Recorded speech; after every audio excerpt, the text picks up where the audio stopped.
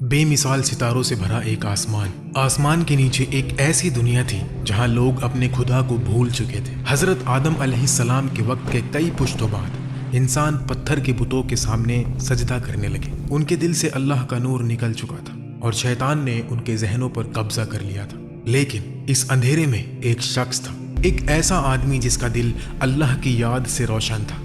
وہ آسمان کی طرف دیکھتا، ستاروں کے جھلملاتے نور کو گھورتا اور یہ سوچتا، یہ سب کچھ بنانے والا کوئی تو ہے۔ یہ سنہرے ستارے، یہ بے کنار آسمان، یہ زمین، یہ سب کسی قدرت کا کرشمہ ہے۔ لیکن یہ بت تو بالکل نہیں ہو سکتے۔ یہ آدمی اور کوئی نہیں بلکہ ادریس علیہ السلام تھے، جنہوں نے اپنے دل کی اس آواز کو اپنے دوستوں کے ساتھ شیئر کیا۔ ان کی بات میں وہ طاقت تھی جو لوگوں کے دل کو چھو گئی۔ قرآن میں اللہ فرماتا ہے سورہ مریم میں، اور کتاب میں ادریس کا ذکر کرو، وہ صدیق تھے اور نبی تھے۔ ادریس کی آواز سن کر پہلے 7 لوگ ان کے ساتھ ہو گئے۔ وہ 7 لوگ اپنے دوستوں کو سمجھانے لگے اور دیکھتے ہی دیکھتے یہ تعداد 70 تک پہنچ گئی۔ پھر 70 سے 700 اور پھر ہزاروں لوگ ان کے پیغام سے جڑ گئے۔ ہر ایک شخص جو ادریس علیہ السلام کی بات سنتا، اس کے دل میں اللہ کا ڈر جاگ اٹھتا۔ لوگوں نے دیکھا کہ ادریس علیہ السلام کے چہرے پر ایک الگ سا نور ہے، ایک ایسی روشنی جو صرف اللہ کے بندے کے پاس ہوتی ہے۔ ایک رات جب ستارے آسمان پر چمک رہے تھے، ادریس علیہ السلام نے اپنے ساتھیوں کو جمع کیا۔ انہوں نے کہا، اے میرے دوستو، ہمیں اللہ سے ایک نشانی مانگنی چاہیے۔ ہم سب مل کر دعا کریں گے کہ وہ ہمیں اپنی راہ دکھائیں۔ پہلے انہوں نے زمین پر ہاتھ رکھ کر دعا کی، لیکن کچھ نہ ہوا۔ پھر ادریس علیہ السلام نے کہا، چلو اب ہم آسمان کی طرف ہاتھ اٹھاتے ہیں۔ جب انہوں نے ایسا کیا تو آسمان سے ایک روشنی اتری۔ اللہ نے ادریس علیہ السلام پر وحی نازل کی۔ وہ ایک پل میں نبی بن گئے۔ قرآن کہتا ہے، ہم نے انہیں بلند مقام دیا۔ ادریس علیہ السلام نے اپنی قوم کو اللہ کا پیغام سنانا شروع کیا۔ انہوں نے لوگوں کو سکھایا کہ قلم سے کیسے لکھا جاتا ہے، کپڑے کیسے سیے جاتے ہیں اور ستاروں کا علم کیسے سمجھا جاتا ہے، جسے آج ہم ایسٹرونومی کہتے ہیں۔ قصص الانبیاء کے مطابق اس وقت تک لوگ درختوں کے پتے پہنا کرتے تھے، لیکن ادریس علیہ السلام نے انہیں کپڑوں کا ہنر سکھایا۔ ان کا پیغام ایک آگ کی طرح پھیلنے لگا۔ لوگ بتوں کو ٹھکرانے لگے اور اللہ کی عبادت کی طرف واپس آنے لگے۔ لیکن یہ سفر آسان نہیں تھا۔ ہر نبی کو امتحان سے گزرنا پڑتا ہے، اور ادریس علیہ السلام کا امتحان بھی جلد آنے والا تھا۔ اس قوم کا بادشاہ ایک ظالم شخص تھا۔ اس کا دل طاقت اور شان کے نشے میں ڈوبا ہوا تھا۔ ایک دن جب وہ اپنے شاہی سواری کے ساتھ سیر پر نکلا، اس کی نظر پڑی ایک خوبصورت زمین پر۔ وہ زمین اتنی دلکش تھی کہ بادشاہ کا دل اس پر آ گیا۔ لیکن یہ زمین ایک مومن کی تھی، ایک ایسے شخص کی جو بت پرستی چھوڑ کر اللہ کا بندہ بن چکا تھا۔ بادشاہ نے اپنے نوکروں کو حکم دیا، اس زمین کے مالک کو میرے پاس لا۔ جب وہ آدمی بادشاہ کے سامنے حاضر ہوا تو بادشاہ نے کہا، یہ زمین مجھے دے دو۔ مومن نے ادب سے جواب دیا، اے بادشاہ، یہ زمین میری بیوی اور بچوں کا سہارا ہے، اس کے بغیر ہم بھوکے مر جائیں گے، میں اسے نہیں دے سکتا۔ یہ سن کر بادشاہ کا چہرہ غصے سے لال ہو گیا۔ وہ اپنے شاہی محل واپس پہنچا اور اپنی بیوی کو بلایا جو ازاریکا قبیلے سے تھی۔ بادشاہ اسے بے انتہا محبت کرتا تھا، لیکن اس کی بیوی ایک چلاک اور ظالم عورت تھی۔ بادشاہ نے اسے ساری بات بتائی اور کہا، میں اس آدمی کو قتل کرنا چاہتا ہوں، لیکن اگر میں نے ایسا کیا تو عوام میرے خلاف بغاوت کر دے گی۔ بیوی نے مسکراتے ہوئے کہا، فکر نہ کرو، میرے پاس ایک پلان ہے۔ میں اپنے قبیلے کے لوگوں کو بھیجتی ہوں جو اس آدمی کو پکڑ کر لائیں گے اور سب کے سامنے الزام لگائیں گے کہ یہ بتوں کے خلاف بولتا ہے اور ایک نئے خدا کو مانتا ہے۔ اس طرح تم اسے سزا دے سکتے ہو اور کوئی تمہیں الزام نہیں دے گا۔ بادشاہ نے اس چلاک پلان کو پسند کیا۔ اس عورت کے قبیلے کے لوگوں نے اس مومن کو پکڑ لیا۔ شہر کے میدان میں لوگوں کا مجمع لگا اور اعلان کیا گیا، یہ آدمی ہمارے بتوں کا مذاق اڑاتا ہے، یہ ایک نئے خدا کو مانتا ہے، اس لیے اس کی سزا موت ہے۔ اس معصوم کو سب کے سامنے شہید کر دیا گیا اور بادشاہ نے اس کی زمین پر قبضہ کر لیا۔ یہ ظلم دیکھ کر اللہ کا غصہ بھڑک اٹھا۔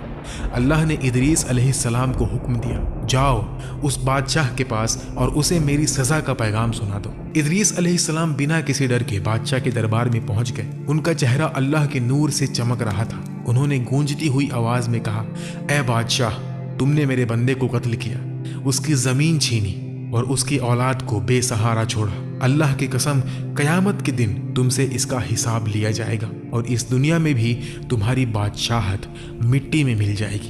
तेरी उस बीवी का गोश्त कुत्तों को खिलाया जाएगा। ये सुनकर बादशाह का गुस्सा 7वें आसमान पर चढ़ गया। उसने इदरीस अलैहिस्सलाम को धमकी दी, यहाँ से निकल जाओ वरना मैं तुम्हें भी कत्ल कर दूंगा। लेकिन इदरीस अलैहिस्सलाम के दिल में कोई खौफ नहीं था। वो अल्लाह के नबी थे और उन्हें अपने रब पर पूरा भरोसा था। इदरीस अलैहिस्सलाम के कुछ वफादार साथी उस दरबार में बैठे थे। उन्होंने फौरन इदरीस अलैहिस्सलाम को खबर दी कि बादशाह उन्हें कत्ल करवाने का मंसूबा बना रहा है। इदरीस अलैहिस्सलाम अपने चंद साथियों के साथ शहर से निकल गए और एक पहाड़ की गार में छुप गए। वहां उन्होंने अल्लाह से दुआ की, ऐ अल्लाह, जब तक मैं दोबारा ना कहूँ इस जालिम कौम पर बारिश का एक कतरा भी ना भेजना। अल्लाह ने उनकी दुआ कबूल की और वादा किया कि जब तक इदरीस दुआ नहीं करेंगे बारिश नहीं बरसेगी। इदरीस के साथियों ने दूसरे शहरों में पनाह ली और हर जगह ये बात फैल गई कि इदरीस अलैहिस्सलाम ने अपनी दुआ से बारिश रुकवा दी है। 20 साल तक उस शहर पर एक भी बूंद नहीं बरसी। जमीन सूख गई, फसलें खत्म हो गईं और लोग भूख और प्यास से तड़पने लगे। इदरीस अलैहिस्सलाम उस गार में रहने लगे। दिन को रोज़ा रखते और हर शाम एक फरिश्ता उनके लिए खाना लाता। वो खाना खाकर अल्लाह का शुक्र अदा करते और अपनी कौम के लिए दुआ मांगते, लेकिन सज़ा का हुक्म वापस नहीं लिया। एक दिन वो फरिश्ता खाना लेकर नहीं आया, दूसरे दिन भी नहीं आया और तीसरे दिन भी जब खाना नहीं आया तो इदरीस अलैहिस्सलाम का जिस्म भूख से कमज़ोर हो गया। उन्होंने अल्लाह से दुआ की, ऐ मेरे रब, मेरा भूख से बुरा हाल हो गया है। अल्लाह ने वही के ज़रिए फरमाया, अब तुम अपना रिस्क खुद तलाश करो। इदरीस अलैहिस्सलाम गार से निकलकर शहर के करीब पहुंच गए। वहां एक औरत रोटियां पका रही थी। उनका चेहरा भूख और मायूसी से उदास था। इदरीस अलैहिस्सलाम ने कहा, ऐ बहन, मुझे कुछ खाना दो, मैं दिनों से भूखा हूँ। औरत ने रोती हुई आवाज़ में कहा, मेरे पास सिर्फ 2 रोटियां हैं, एक मेरी और एक मेरे बच्चे की। 20 साल से बारिश नहीं बरसी, हमारे पास कुछ और नहीं है। इदरीस ने कहा, बस थोड़ी सी रोटी दे दो कि मैं चल सकूं। औरत ने कहा, अगर मैं अपनी रोटी दूं तो मैं मर जाऊंगी और अगर बच्चे की दूं तो वो मर जाएगा। ये सब उस इदरीस की वजह से हुआ जिसके अजाब ने हमें तबाह कर दिया। इदरीस अलैहिस्सलाम का दिल धड़क उठा, लेकिन उन्होंने अपनी पहचान नहीं बताई। उन्होंने कहा, तुम्हारा बच्चा छोटा है, उसे आधी रोटी दे दो और आधी मुझे। औरत ने आंसुओं के साथ ये बात मान ली और अपने बच्चे के हिस्से से आधी रोटी इदरीस अलैहिस्सलाम को दे दी। जब बच्चे ने देखा कि उसका खाना कोई खा रहा है, वो ज़ोर ज़ोर से रोने लगा। उसका छोटा सा जिस्म भूख से लड़ नहीं सका और वो वहीं मर गया। औरत चीख उठी, तुम्हारी वजह से मेरा बच्चा मर गया।